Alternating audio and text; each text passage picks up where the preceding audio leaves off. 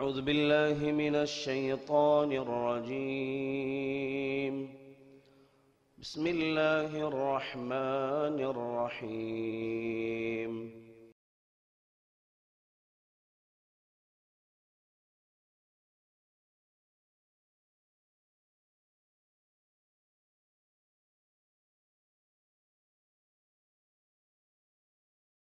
السلام عليكم ورحمة الله وبركاته.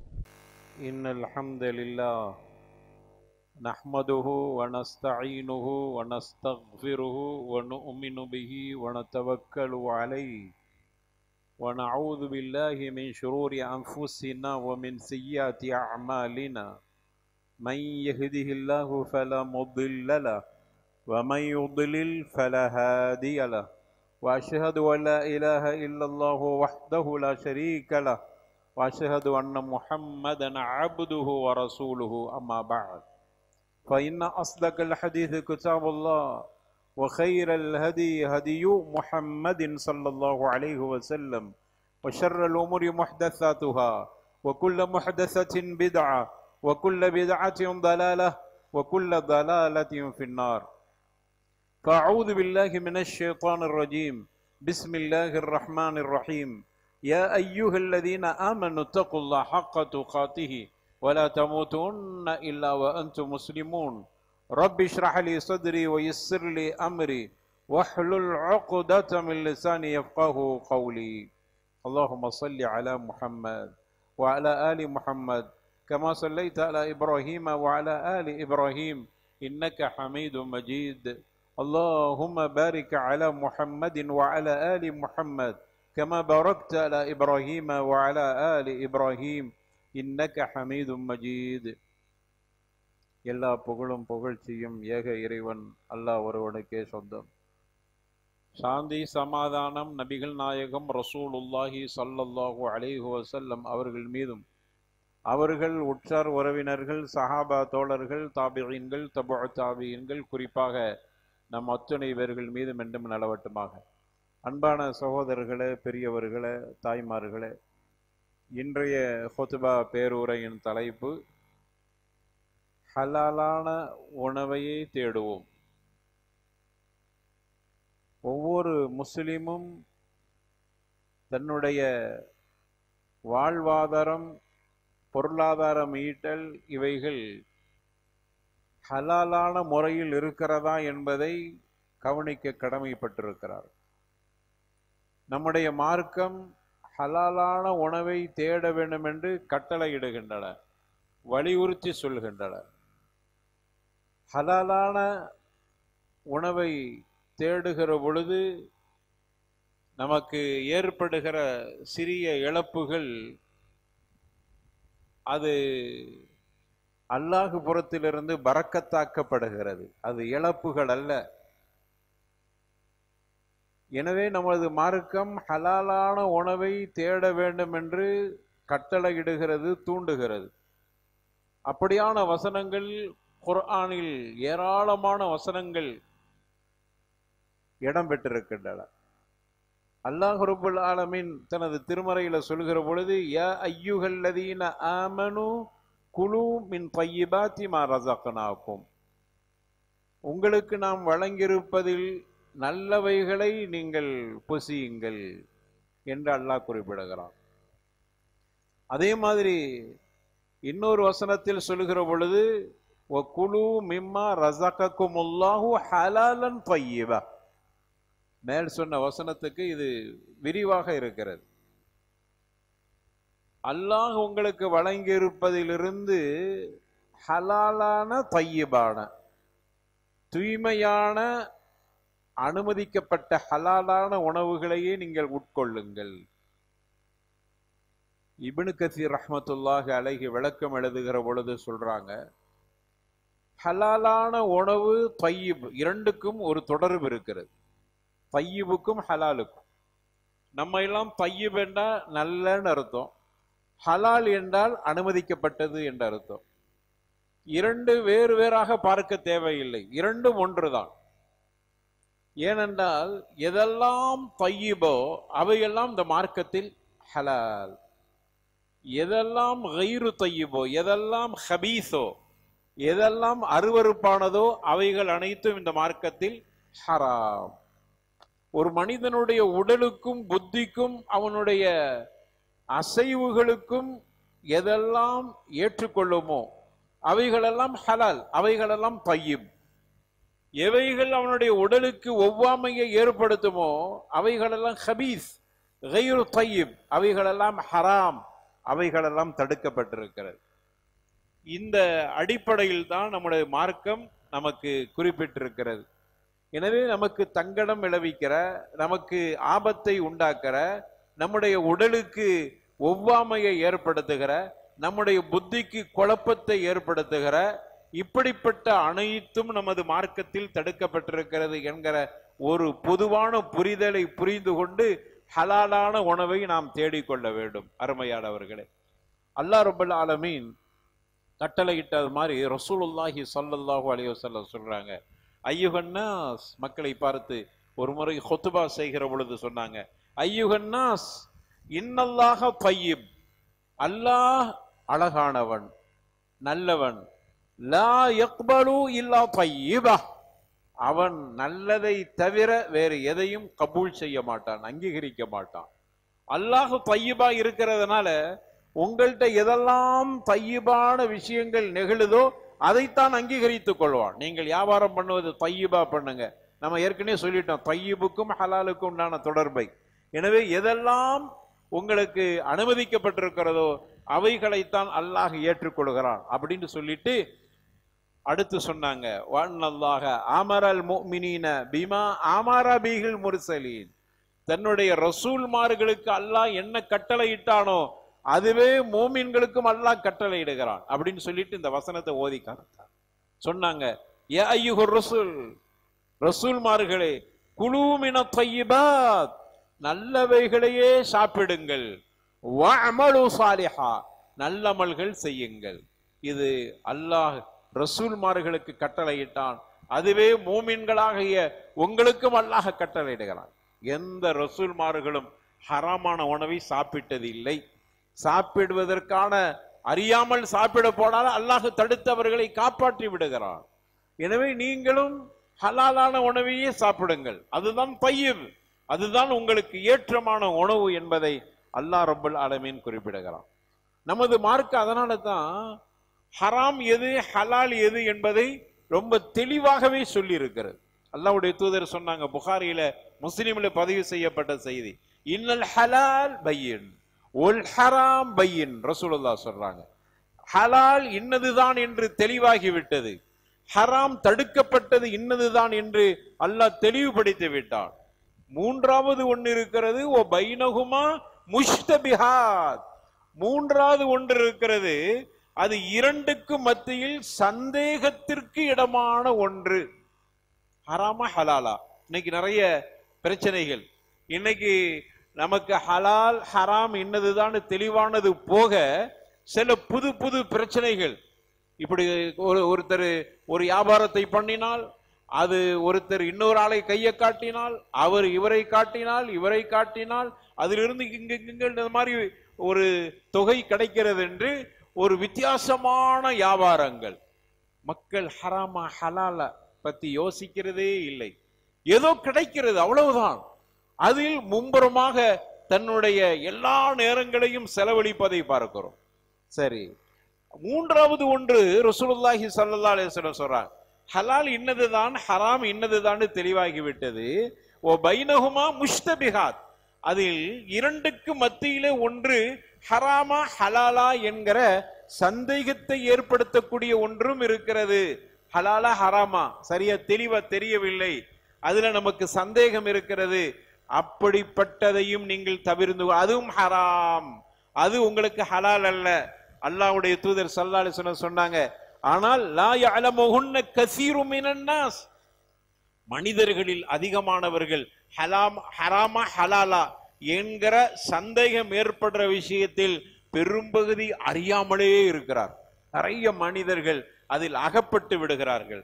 ஃபமனித்தக ஷுபஹாத், ரசூலுல்லாஹ் சொல்றாங்க, ஃபமனித்தக ஷுபஹாத், யார் ஒரு மனிதர் ஷுபஹாத் என்கிற இப்படிப்பட்ட சந்தேகத்திற்கிடமான ஒன்றிலிருந்து தன்னை பாதுகாத்து கொண்டால்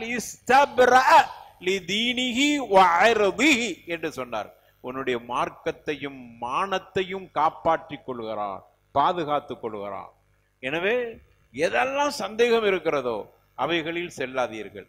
ஒரு விஷயத்தை தெளிவா புரிஞ்சுக்கிறங்க. மார்க்கம் வியாபாரம்னா என்னங்கிறத நமக்கு தெளிவுபடுத்தி விட்டது. அந்த தெளிவில் இருந்தாதான் அசல். அதுதான் நமக்கு மார்க்கத்தினுடைய அளவுகோல். அந்த அளவுகோலை வைத்துத்தான் எல்லா வியாபாரத்தையும் பார்க்கணும். ஹராமா ஹலாலா நீங்களே கண்டுபிடித்து விடலாம். ஒரு வியாபாரம் என்றால், நான் வியாபாரம் செய்கிறேன் என்றால், பொருளாதாரத்தை போடுகிறேன் என்றால், அந்த வியாபாரம் எப்படி நடைபெறுகிறது என்பதை நான் முழுமையாக தெரிந்து கொள்ள வேண்டும். எனக்கு தெரியணும். அல்லது எனக்கு வியாபாரம் பண்ண தெரியல, பொருளாதாரம் இருக்கிறது, வியாபாரம் தெரிந்தவருக்கு கொடுக்கிறேன், கொடுத்து நீங்க வியாபாரம் பண்ணுங்க. அவர் வியாபாரம் பண்ணுகிறார், என்னுடைய பொருளாதாரத்தை வைத்து பண்ணுகிறார். அவர்கிட்ட பொருள் இல்லை, மூளையும் அவருடைய உழைப்பும் அவருடைய அந்த வியாபாரத்தை பற்றியான ஞானமும் தான் முதலாக இருக்கிறது. என்னுடைய பொருளாதாரம், என்னுடைய பொருளாதாரத்தில் வியாபாரம் செய்கிற அவருடைய உழைப்புக்கு அவர் பகுதி எடுத்துக் கொள்கிறார். நான் பொருளாதாரம் கொடுத்ததனால் எனக்கு பகுதி தருகிறார். ஹலால், சந்தேகமில்லை. ஆனால் அவர் என்ன வியாபாரம் பண்றார் என்பதை எனக்கு தெளிவுபடுத்த வேண்டும், நான் தெரிந்திருக்க வேண்டும். இந்த பொருளை வாங்கி நான் இப்படி விற்கிறேன், அதுல இவ்வளவு லாபம் கிடைக்கிறது, அந்த லாபத்தில் பாதி, அவ்வளவுதான். அவரு அந்த பொருள் எப்படி அந்த வியாபாரத்தை பண்ணுகிறார் என்பது நமக்கு அவசியம் அல்ல. ஆனா வியாபாரம் இப்படி பண்ணுகிறார் என்பது தெள்ள தெளிவாக்கப்படுகிறது. இப்படி இருந்தால் ஹலால். ஆனால் நிறைய ஆன்லைன்ல நடைபெறுகிற அத மாதிரியான வியாபாரங்கள் எல்லாம் உங்களுக்கு எந்த அடிப்படையில் அவன் லாபம் தருகிறான் என்பதை உங்களுக்கு தெளிவுபடுத்தப்படுகிறதா? அப்படி இல்லைன்னா அது ஹராம். அதுல கொஞ்சம் கூட நீங்கள் ஆசைப்பட்டு விடாதீர்கள். அவதிப்பட போவது மறுமையில நம்ம தான். அந்த பொருளாதாரம் எப்படி வருகிறது சொல்லவே முடியல. ஃபத்துவா கேட்டு வர்றாங்க, எப்படி என்ன வியாபாரம் பண்றான் அவங்களுக்கே தெரியல, முழிக்கிறாங்க. அது என்னமோ பண்ணி அது எப்படி வருகிறது உனக்கு லாபம்? உனக்கு உன்கிட்ட இருந்து ஒரு சிறிய தொகையை பெறுகிறான், ஏதோ ஒண்ணு பண்ணுகிறான், உனக்கு லாபத்தை தருகிறான்.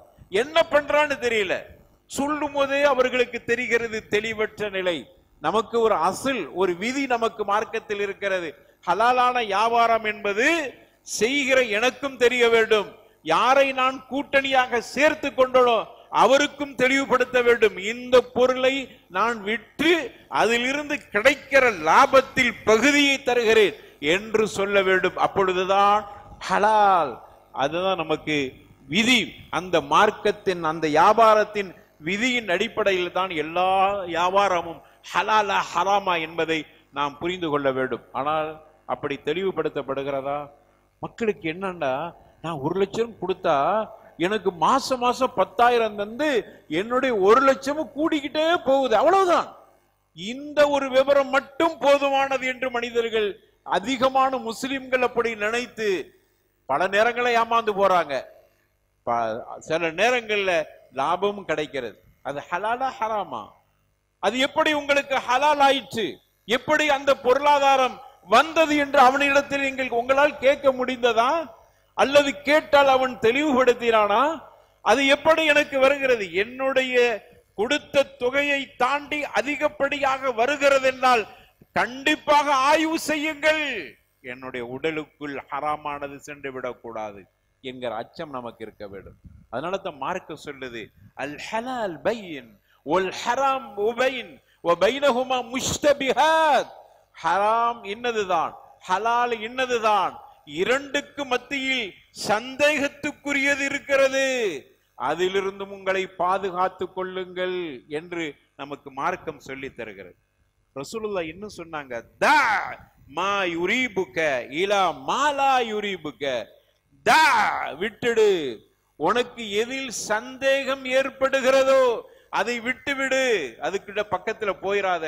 உனக்கு எதில் தெளிவு இருக்கிறதோ அதை செய்து கொள். இது வியாபாரத்துக்கு மட்டுமல்ல, எல்லாத்துக்கும். சந்தேகத்துக்குரியதிலிருந்து விலகிக்கொள். ஏன்னு சொன்னா ரசூலுல்லாஹி ஸல்லல்லாஹு அலைஹி வஸல்லம் சொல்றாங்க, சஹாபாக்கள் அதனால தான் ஹலாலான வியாபாரத்தை தேடி போனாங்க. காரணம், ரசூலுல்லாஹ் சொல்றாங்க, இன்ன அவ்வல மா யுன்தினு மினல் இன்சானி பாத்துனுஹு. ஒரு மனிதன் மரணித்தவுடன் அவன் அடக்கப்பட்ட பிறகு அவனுடைய உறுப்புகளில் முதலான உறுப்பு அழுகி துர்நாற்றம் வரக்கூடிய உறுப்பு எதுன்னு சொன்னா பாத்துனுஹு, அவனுடைய வயிறுன்னு சொன்னாங்க. எனவே நீ வைத்துக்குள்ள உள்ளே செலுத்துகிறதை ஹலாலா செலுத்து. முதல்ல உன்னுடைய வயிறு தான் வெடித்து செதற போகிறது. செத்து போய் கபரில் அடக்கப்பட்ட பொழுது நீ ஹராமான உணவுகளை உட்கொண்டால் உன்னுடைய நிலை என்னவாக இருக்கும்? இதைத்தான் சஹாபாக்கள் பயந்தார். இதைத்தான் ரசூலுல்லாஹி ஸல்லல்லாஹு அலைஹி வஸல்லம் நமக்கு தெளிவுபடுத்துறார். உன்னுடைய வயிறு தான் முதலில் வெடித்து சிதறும், அதிலிருந்து துர்வாடை வீசும். ஹலாலான உணவை முடிந்த அளவுக்கு தேடிக்கொள். கண்மணி நாயகம் ரசூலுல்லாஹி ஸல்லல்லாஹு அலைஹி வஸல்லம் சொன்னார். வியாபாரத்தை மறுபரிசீலனை செய்து கொள்ளுங்கள் அருமையானவர்களே. நம்ம செய்கிற வியாபாரங்கள் எல்லாம் ஹலாலா இருக்குதா? நமக்கு வருகிற வருமானங்கள்லாம் ஹலாலா இருக்குதா? நம்முடைய சம்பாதித்த சொத்தில் இருந்துதான் வருகிறதா? அடுத்தவர்களுடைய சொத்துக்களை அபகரித்த அதன் மூலமாக வருமானம் வருகிறதா? ஆய்வு செய்யுங்கள். உங்களுக்கு வாரிசாக விட்டு சென்ற சொத்தில் இருந்துதான் உங்களுக்கு வருமானம் வருகிறதா? அடுத்தவர்களுடைய சொத்தை அவர்களுக்கு தெரியாமல் உங்களுக்கு பத்திரம் போட்டு அதன் மூலமாக வருகிற வருமானத்தில் தான் உங்களுடைய கனாஅத் ஓடுகிறது என்றால் மறுபரிசீலனை செய்து கொள்ளுங்கள். துனியாவில் எல்லோரையும் ஏமாற்றி விடலாம், நீதிமன்றத்தை கூட விலை கொடுத்து வாங்கி விடலாம், யாரையும் ஏமாற்றி விடலாம். மறுமைன்னு ஒன்று இருக்கிறது, அதற்கு பயந்து கொள்ளுங்கள். இதைத்தான் கண்மணி நாயகம் ரசூலுல்லாஹி ஸல்லல்லாஹு அலைஹி வஸல்லம் சொன்னாங்க. முதல்ல உன்னுடைய வயிறு வெடித்து செதற போகிறது, துர்வாடை வீச போகிறது, முடிந்த வரைக்கும் ஹலாலானதையே சாப்பிடுங்கள் என்று ரசூலுல்லாஹி ஸல்லல்லாஹு அலைஹி வஸல்லம் அவர்கள் சொன்னார். சொல்லிட்டு கவலையா சொல்றாங்க கண்மணி நாயகம். அபூ ஹுரைரா அறிவிக்கக்கூடிய செய்தி ரலியல்லாஹு அன்ஹு வரதா சஹீஹுல் புகாரியிலே பதிவு செய்யப்பட்டிருக்குது. என்ன சொன்னாங்க தெரியுமா? யதி அலன்னாசி ஜமான், ஒரு காலம் பின்னால் வரப்போகிறது.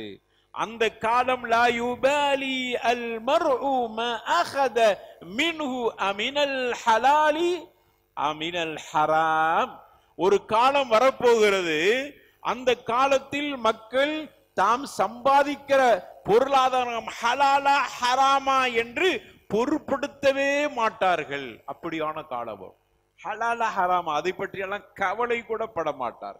அப்படி ஒரு காலம் வரப்போகிறது என்று ரசூலுல்லாஹி ஸல்லல்லாஹு அலைஹி வஸல்லம் இந்த உம்மத்தின் மேல் ஏற்பட்ட அக்கறையால் அதை நமக்கு எச்சரிக்கை செய்கிறார். நம்முடைய வியாபாரம் எப்படியா இருக்கிறது? ஹலாலா ஹராமான்னு தெரியல, ஆனாலும் வருகிறது, அவ்வளவுதானே. இது மட்டும்தானே நமக்கு தெரிகிறது. அப்படி இருந்தால் மறுபரிசீலனை செய்யுங்க. ரசூலுல்லாஹி ஸல்லல்லாஹு அலைஹி வஸல்லம் சொன்ன மாதிரி வரக்கூடிய காலம் ஹராமா ஹலாலா என்று தன்னுடைய சம்பாதித்த பொருளாதாரம் எப்படி வருகிறது என்று கூட கவலைப்படாத, அக்கறை பொருட்படுத்தாத சமூகம் உருவாகும் என்று சொன்னார்களே, அந்த சமூகமாக நான் இருந்து விடக்கூடாது. இதுதான் நாம் அனைவர்களுக்கும் இருக்க வேண்டிய கவலையாக இருக்கிறது. ஏனென்றால் நம்முடைய மறுமையில அல்லாஹுடைய சன்னிதானத்தை நம்ம கேட்ட ஹதீஸ் தான். சன்னிதானத்தில் 4 விஷயங்கள் கேட்கப்படும். அதில் 2 விஷயங்கள், நீ எப்படி பொருளாதாரம் சம்பாதித்தாய், சம்பாதித்ததை எப்படி செலவு செய்தார், ரெண்டுமே கேட்கப்படும். சம்பாதித்ததையும் செலவு செய்ததையும் கேட்கப்படும். ஹராமுக்கு செய்தாயா ஹலாலுக்கு செய்தாய்?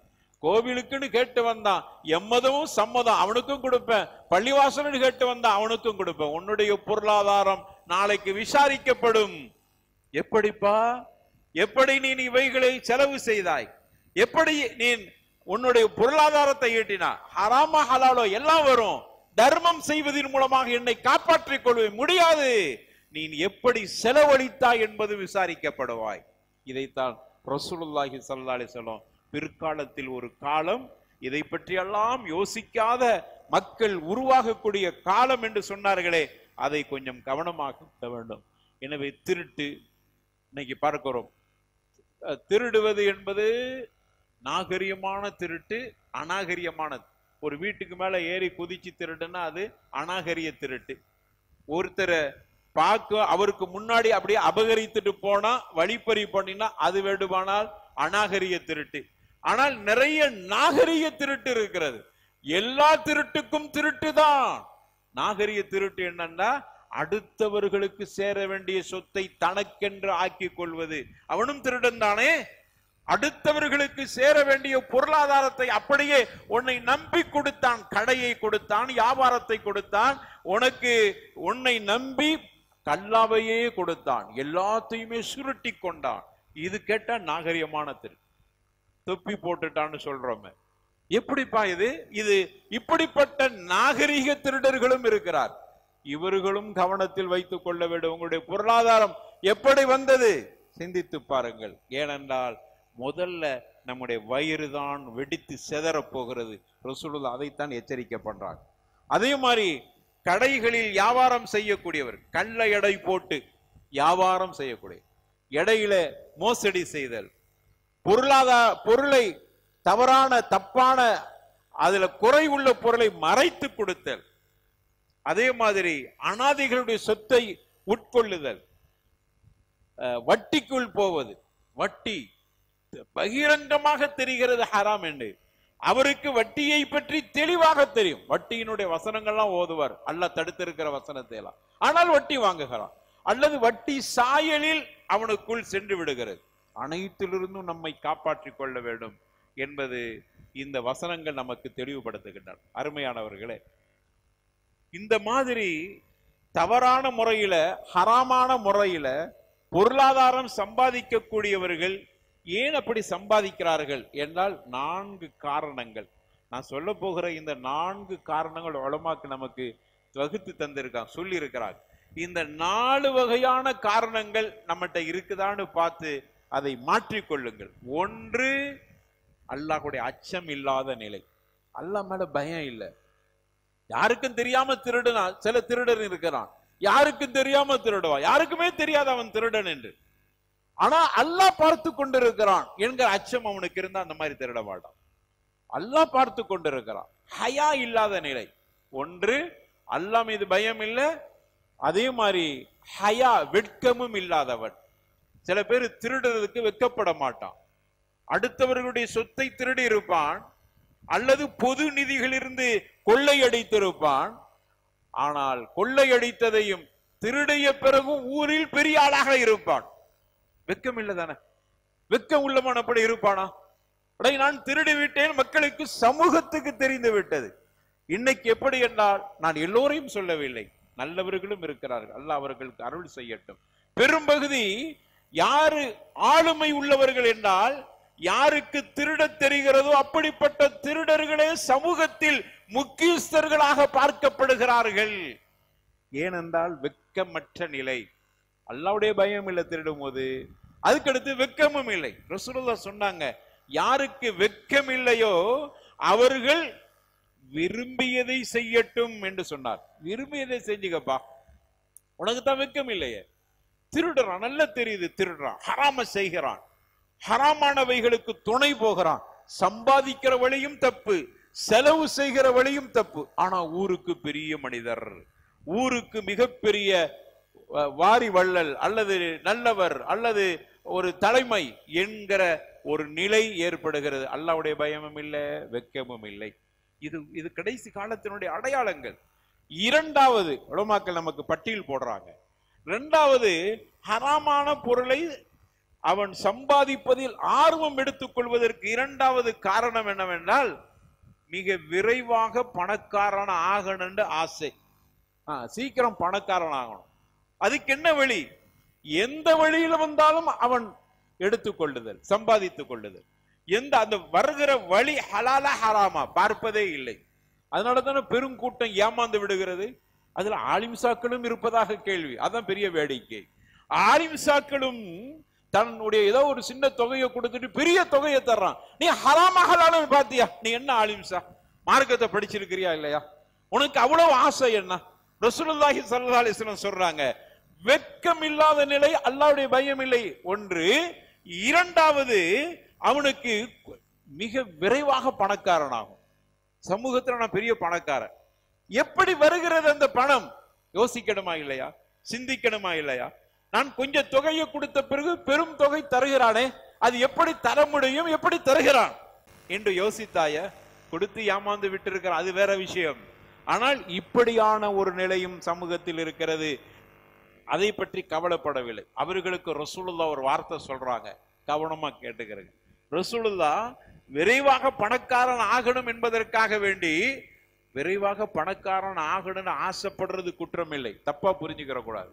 ஒருத்த பணக்காரன் ஆகணும்னு ஆசைப்படுறது குற்றமா தவறா? இல்லை. நீ பணக்காரன் ஆகணும், ஆனால் எந்த வழியில் பணக்காரன் ஆக போகிறோம் அதை பார். உழைத்து சம்பாதித்து உன்னுடைய திறமையை, அல்லாஹ் கொடுத்திருக்கிற திறமை, ஆற்றல், பொருளாதாரம், இவைகளின் மூலமாக அயராது உழைக்கிறாள். உன்னுடைய உழைப்பிலிருந்து ஹலாலாக அல்லாஹ் பரக்கத்தை கொடுத்திருக்கார். அல்ஹம்துலில்லாஹி ரப்பில் ஆலமீன். அது அனுமதிக்கப்பட்டிருக்கிறது. ஆனால் ஒருவன் விரைவாக பணக்காரன் ஆகணும் என்பதற்காக வேண்டி ஹராமான வழியில் போகிறான். எந்த வழியில் அந்த பணம் வருகிறது என்றே தெரியாமல் அதை சம்பாதிக்க ஆசைப்படுகிறான், துடிக்கிறான், பெரிய பணக்காரன் ஆகணும்னு இருக்கிறான். அவனுக்கு ரசூலுல்லாஹ் ஸல்லல்லாஹு அலைஹி வஸல்லம் சொல்றாங்க, இன்ன ரூஹல் அமீன், ஜிப்ரீல் அலைஹிஸ்ஸலாத்து வஸ்ஸலாம் அல்லாஹ்வின் கட்டளை ஏற்று நஃபஸ, நமக்கு நம்முடைய மனசிலே ஊதி விடுகிறார்கள். ரசூலுல்லாஹ் சொல்றாங்க. என்ன ஊதுறாங்க தெரியுமா? பயப்படாதே அடியானே, பயப்படாதே. அல்லாஹ் சொல்லி ஜிப்ரீல் அலைஹிஸ்ஸலாம் நம்முடைய உள்ளங்களில் ஆழமா பதிவு செய்யறாங்க. இதை ரசூலுல்லாஹி ஸல்லல்லாஹு அலைஹி வஸல்லம் சொல்றாங்க. அப்துல்லாஹ் இப்னு மஸ்ஊத் ரலியல்லாஹு அன்ஹு அறிவிக்கிறாங்க. இமாம் தபுரானி அதை பதிவு செஞ்சிருக்கிறாங்க. அனைத்து இமாம்களும் இதை சஹீஹான ஹதீஸ் என்று சொல்லி இருக்கிறாங்க. என்ன சொல்றாங்க? ஜிப்ரீல் அலைஹிஸ்ஸலாத்து வஸ்ஸலாம் பதிவு செய்யறாங்க, நீ பயப்படாதே, இந்த உலகத்தை விட்டு மரணிப்பதற்கு முன்னால் உனக்கு அல்லாஹ் எதையெல்லாம் நசீபாக்கி இருக்கிறானோ அவைகள் அனைத்தையும் பெற்ற பிறகே மரணிப்பாய், கவலைப்படாத. உனக்கு அல்லாஹ் எதையெல்லாம் இந்த உலகத்தில் தர வேண்டும் என்று அவன் முடிவு செய்திருக்கிறானோ, ரப்பு முடிவு செய்திருக்கிறான், கவலைப்படாதப்பா, ரப்பு முடிவு செஞ்சிட்டான்.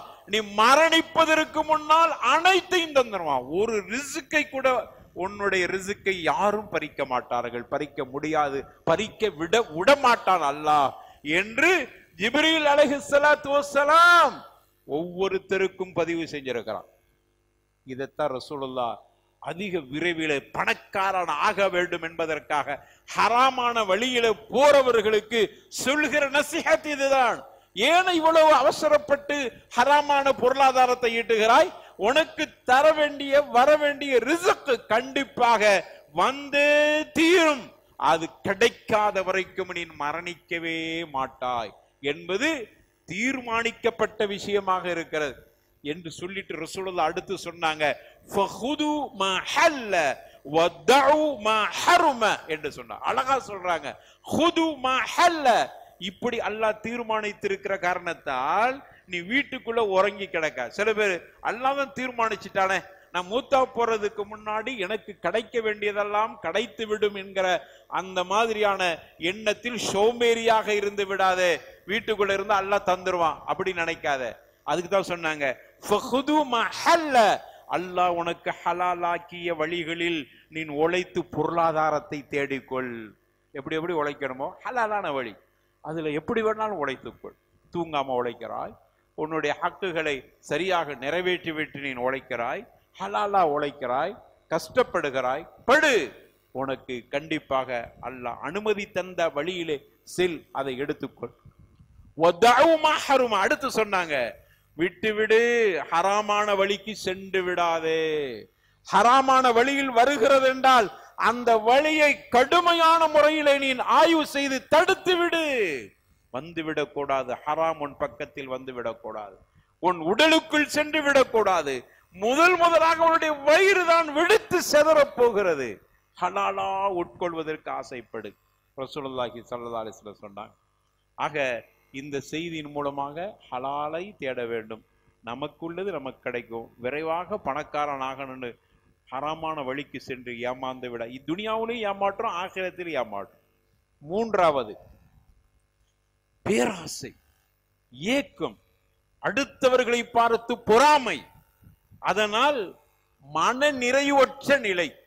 இதுவும் பணக்காரன் ஆகிறதுக்கு, இதுவும் அவனுடைய இந்த ஏழாத தன்மை, ஹராமுக்கு போறது இதுவும் ஒரு காரணம். எப்படி? பேராசையில ஹராம செஞ்சாரான். அடுத்தவர்களை பார்த்து ஏக்கம், அவன் பணக்காரனா இருக்கான நானும் இருக்க வேண்டும், அப்படிப்பட்ட ஏக்கம். அல்லாஹ் எனக்கு கொடுத்ததை கொண்டு மன நிறைவு அடையாத நிலை, கனாஅத் இல்லாத நிலை, ஹிர்சு, தமஅ, அதமுல் கனாஅ நமக்கு உலமாக்கள் சொல்லி தரான். இதுவும் பெரிய அளவில் ஹராம் செய்வதற்கு மனிதனை தூண்டி விடுகிறது. பேராசை பிடிக்காதீங்க, தந்ததை கொண்டு அல்ஹம்துலில்லாஹி ரப்பில் ஆலமீன். பேராசையில ஹராமுக்கு போயிடுறா. பேராசை ஏன் பிடிக்கிறா? உனக்கு தந்ததை வச்சு சாப்பிட, அப்புறம் நீ மிக விரைவாக செத்து போய்விட்டால் அதை யார் எடுத்துக் கொள்வாய்? ஹராம சேர்த்து வச்சுட்டு போய் உன் பிள்ளையும் ஹராம சாப்பிடுற நிலை ஆகி விடுகிறதே. அதங்க பெரிய கவலை. அப்ப சேர்த்து வச்சுட்டு போறான், ஹராமாவே சேர்த்து வச்சுட்டு போறான். புள்ள ஹலாலா இருக்கணும்னாலும் அந்த சொத்து அவனுக்கு வந்து விடுகிறது. என்ன செய்வது? பெரும் பெரும் சொத்துக்கள், அபகரிக்கப்பட்ட சொத்துக்கள் வாரிசு முறையில வருகிறது. இவன் மனசுலையும் இப்படி எல்லாம் அப்ப சேர்த்து வச்சுட்டு போயிருக்கிறான், ஹராமா அவனுக்கு தெரியும் ஹராமன்னு. அந்த புள்ள ஹலாலா சம்பாதிக்கணும்னு ஆசைப்பட்டாலும் முடியாம போய் விடுகிறது. எதுக்குப்பா இப்படி? ஏன் இந்த பேராசை? ஏன் இந்த அளவுக்கு இந்த உலகத்தில் நிரந்தரமா இருக்க போகிறாயா? கொஞ்சம் யோசித்துப்பா. எத்தனையோ கம்பெனிகளை சூறையாடிய அப்படிப்பட்ட திருடர்களை பார்க்கிறோம் சமூகத்தில் பெரிய மனிதர்களாக. நான் சொல்லுகிற வார்த்தைகள் கடுமையாக இருப்பதாக எண்ணி விடாதீர்கள். எல்லோரையும் சொல்லவில்லை. நல்லவங்க, சீதவிகள், பொருளாதாரத்தை அல்லாஹ்வுக்காக சம்பாதிச்சு அல்லாஹ்வுக்காக வாரி வழங்கக்கூடிய பெரும் பணக்காரர்கள் இந்த ஊர்ல இருக்கிறாங்க. அவர்கள் அல்லாஹ்வால் அருள் செய்யப்பட்டவர்கள், முன்மாதிரி உள்ள மனிதர்கள். அவர்களை நாம் போற்ற வேண்டும், துஆ செய்ய வேண்டும். ஆனால் பெரும் பெரும் கம்பெனிகளையும் பெரும் பெரும் கடைகளையும் சூறையாடிய திருடர்கள் இந்த சமூகத்தில் இஸ்லாம் என்கிற போர்வையில் இருக்கிறார். அவர்கள் எச்சரிக்கையா இருங்க. காரணம் பேராசை, ஏக்கம், போதும் என்கிற மனம் இல்லாத நிலை. ரசூலுல்லாஹ் சொல்றாங்க, அவர்களுக்கும் பதில் சொல்றாங்க, லவ்கான லீபடி ஆதம் வாதியான். அல்லாஹ் பொருளாதாரத்தில் நிறைந்து வழிந்திருக்கிற 2 ஓடைகளை ஆதமுடைய மகனுக்கு கொடுக்கிறார். அவன் போதும் என்கிற மனசு இல்லாத 3வது ஒரு ஓடை வேண்டும் என்று அவன் நினைக்கிறான். அவனுடைய அந்த ஆசையை, அவனுடைய வாயை மண்ணை போட்டு மூடினால் மட்டும்தான் நிரம்பும். அதாவது மூத்தா போய் கபர்ல அவனை வச்சாதான் சரியா வரும் என்று சொல்றான்.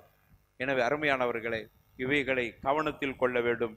நம்முடைய பொருளாதாரம் எப்படி வருகிறது என்பதை நாம் ஆய்வு செய்ய வேண்டும். ஒரு நீண்ட தலைப்பில் பேச வேண்டிய ஒரு தலைப்பு இது.